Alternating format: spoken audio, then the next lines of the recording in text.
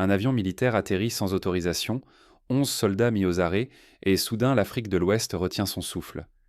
Derrière ce simple incident, une énigme se tisse. Que révèle vraiment ce face-à-face inattendu entre Abuja et Ouagadougou?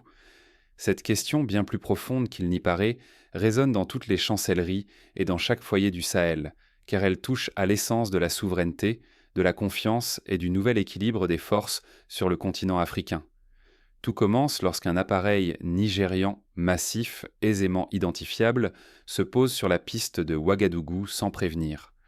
Pour les passionnés d'aviation, il s'agit d'un C-130 Hercule, véritable bête de somme de la logistique militaire mondiale, capable de transporter du matériel lourd, des troupes ou d'assurer des missions humanitaires.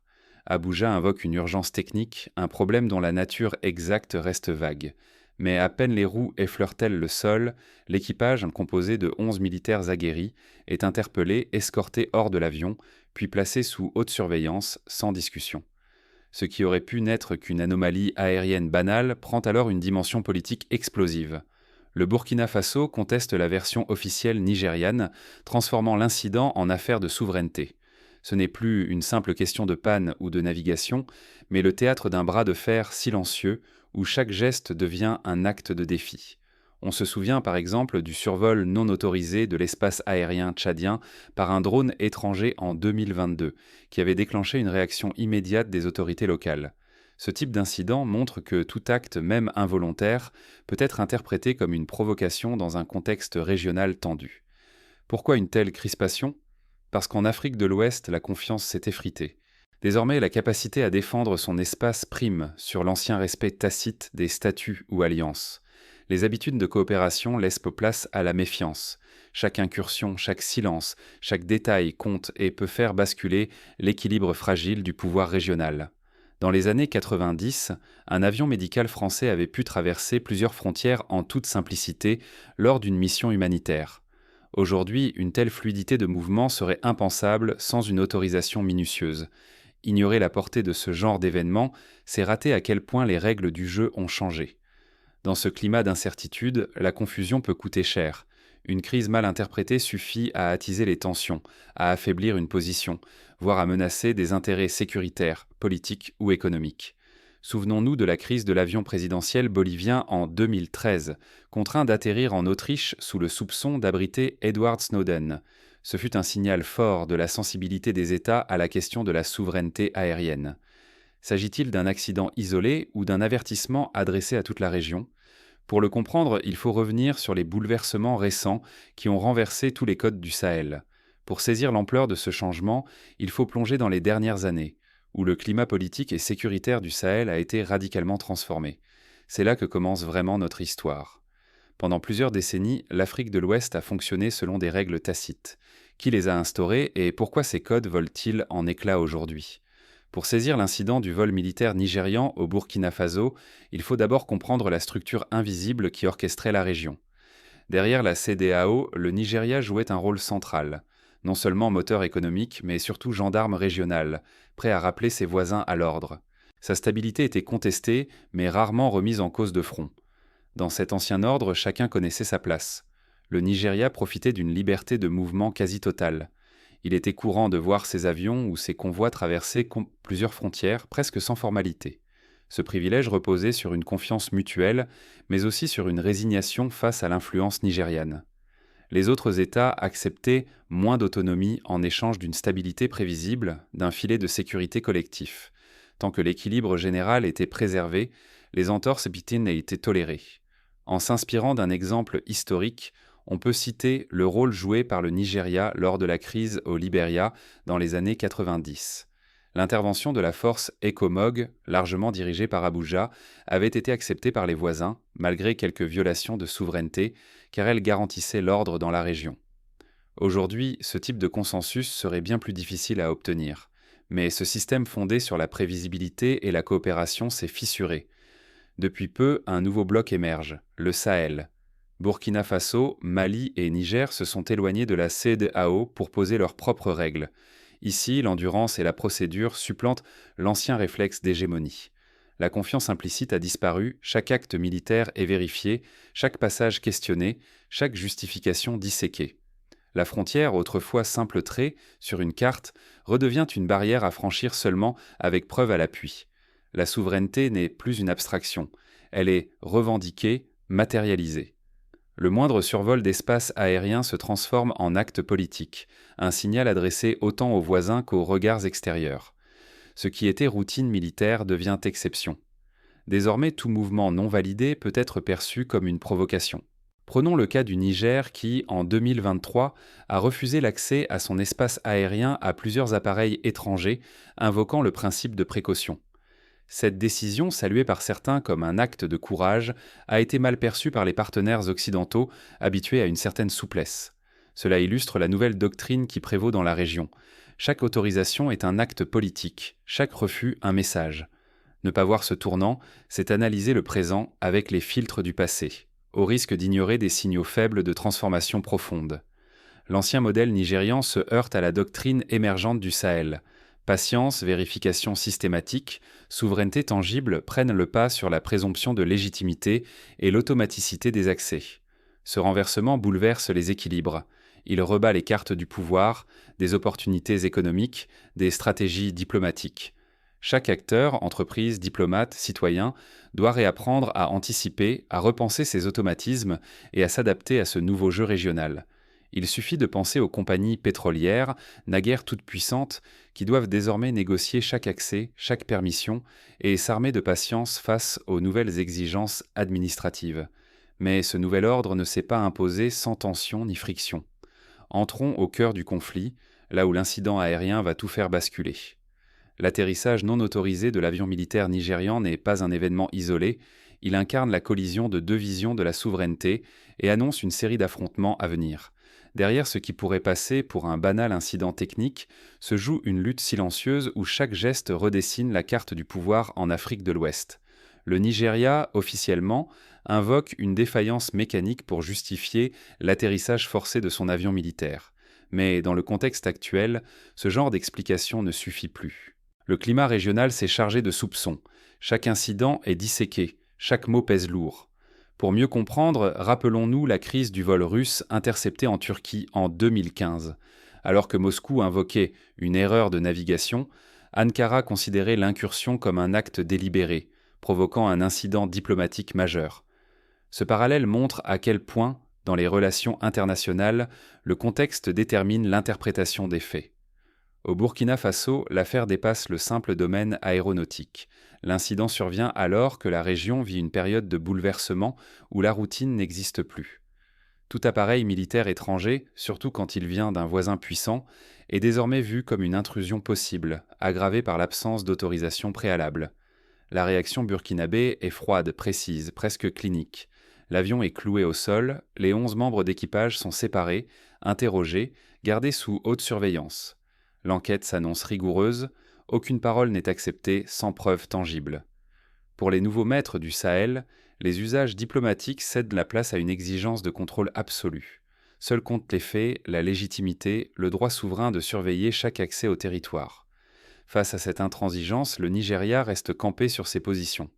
Abuja évoque la normalité de ses vols, insiste sur la coopération régionale, tente de minimiser l'incident. Mais ce discours révèle un décalage profond. Le Nigeria s'accroche à des privilèges d'antan, convaincu que son statut régional doit toujours lui ouvrir les portes, tandis que le Burkina Faso applique une nouvelle doctrine de méfiance et de vérification systématique, sans exception. Peu à peu, le dossier s'élargit. Il ne s'agit plus simplement d'une détention d'avion. L'affaire devient un test pour l'ordre régional naissant. Qui a encore le droit de traverser les frontières sans rendre de compte? Qui doit justifier ses urgences, même en cas de danger? Chaque mouvement militaire, chaque silence, chaque justification officielle prend désormais une portée politique inattendue. Dans ce climat tendu, la moindre maladresse diplomatique peut tout faire basculer. Réputation écornée, influence en recul, équilibre régional fragilisé. Désormais, la gestion de la crise façonne les contours du jeu ouest-africain, et chaque acteur sait que la moindre faiblesse pourrait se payer au prix fort.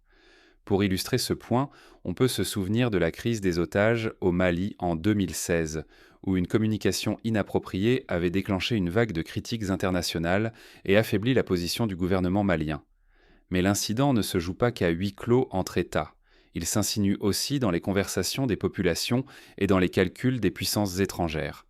À mesure que l'affaire s'étire, la pression monte et personne ne veut paraître perdre la main. Les réseaux sociaux s'enflamment, les médias spéculent, et chaque information, vraie ou fausse, alimente la méfiance et la peur. Le nom d'un prisonnier politique surgit soudain dans la conversation, et le décor change instantanément. L'atmosphère se tend. Un silence lourd tombe, comme si chaque respiration risquait de tout faire basculer. Jusqu'à cet instant, il ne s'agissait que d'un avion militaire égaré, de procédures à respecter, de souveraineté à défendre. Mais lorsqu'on évoque Namedi Kanou, la crise déborde le cadre institutionnel. Elle devient le miroir d'une guerre d'influence où chaque symbole, chaque rumeur devient une pièce sur l'échiquier régional. Le Burkina Faso, en appelant à une expertise portugaise, bouleverse la donne. Le récit officiel nigérian, celui d'une simple avarie technique, se fissure sous le regard d'observateurs étrangers. Le doute, jusque-là discret, s'invite au cœur du jeu. Il n'est plus une simple hypothèse, mais une arme dont chacun se saisit. Cette stratégie rappelle celle du gouvernement éthiopien lors de la crise du vol Ethiopian Airlines détourné en 2020, où l'appel à des observateurs tiers avait permis de neutraliser les soupçons d'ingérence. Dès lors, contrôler le récit devient aussi vital que de garder la main sur la piste d'atterrissage.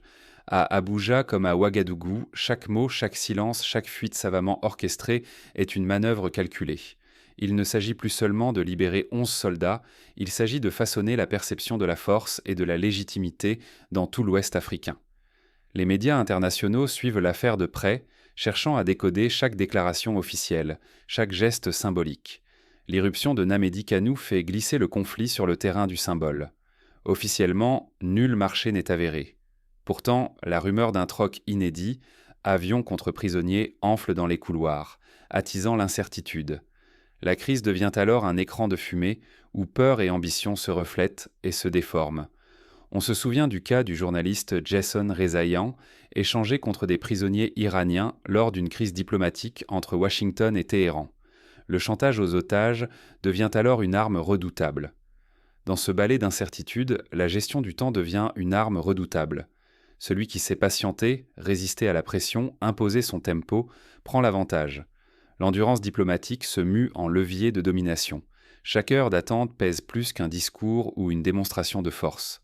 La patience, autrefois perçue comme une faiblesse, devient un atout stratégique, voire une arme psychologique.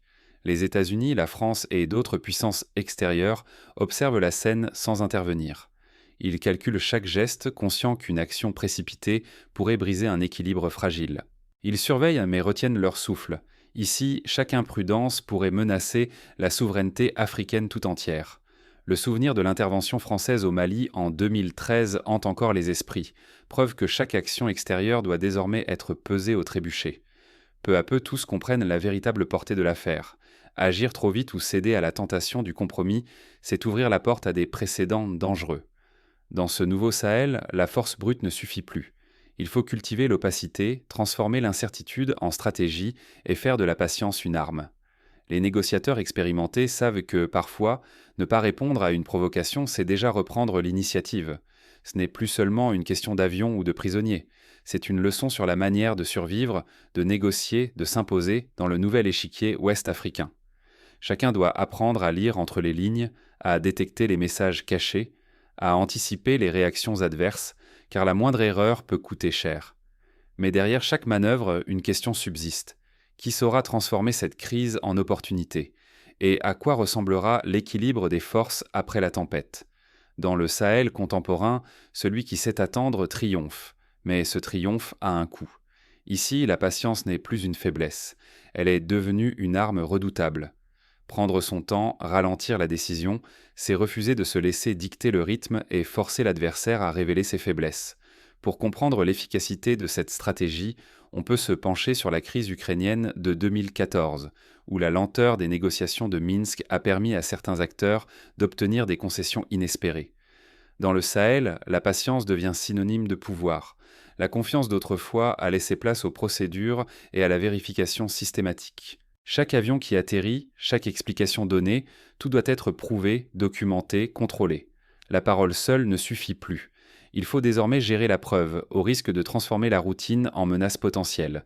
Cette exigence s'applique désormais aux entreprises, aux ONG, même aux diplomates, qui doivent s'armer de dossiers complets pour chaque déplacement. Même les géants, comme le Nigeria, ne sont plus à l'abri du soupçon.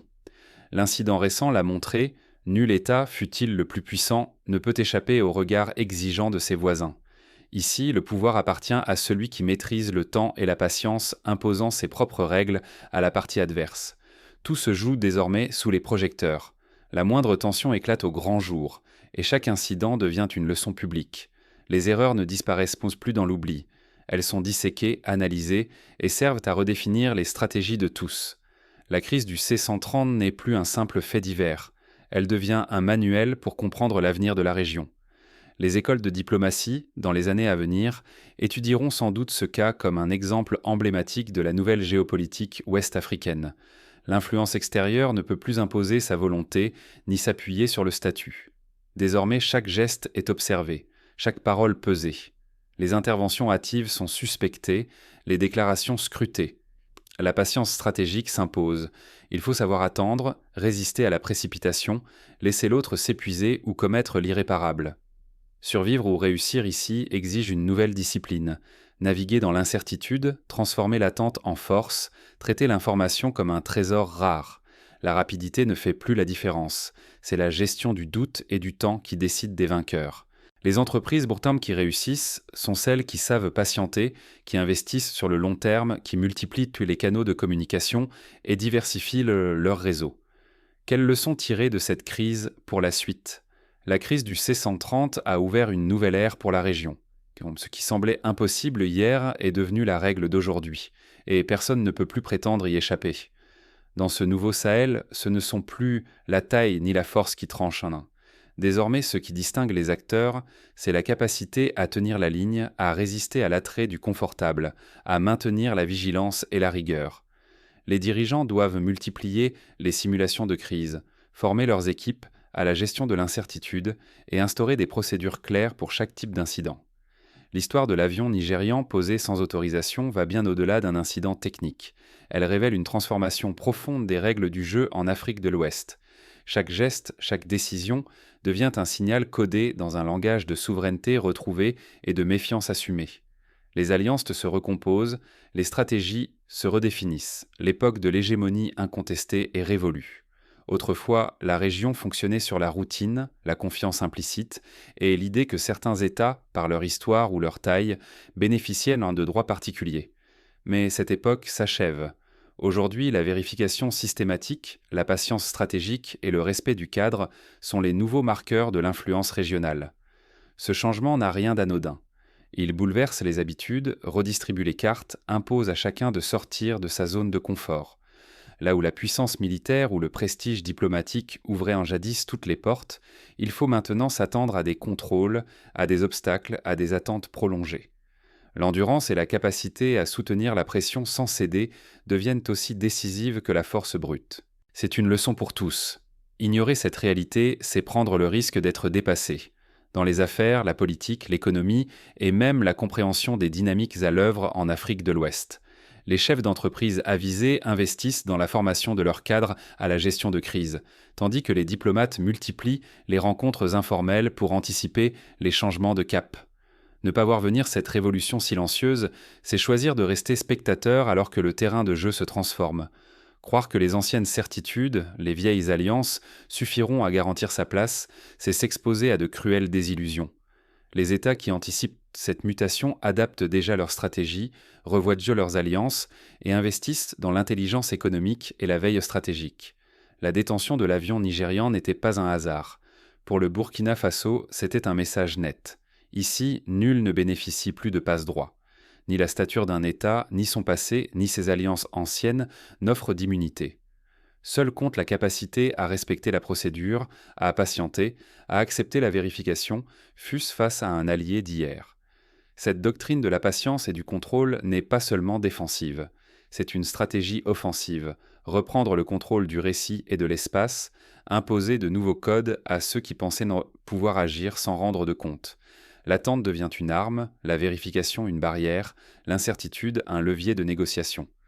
Les négociateurs aguerris savent utiliser le silence et la lenteur pour pousser l'adversaire à la faute ou à la concession.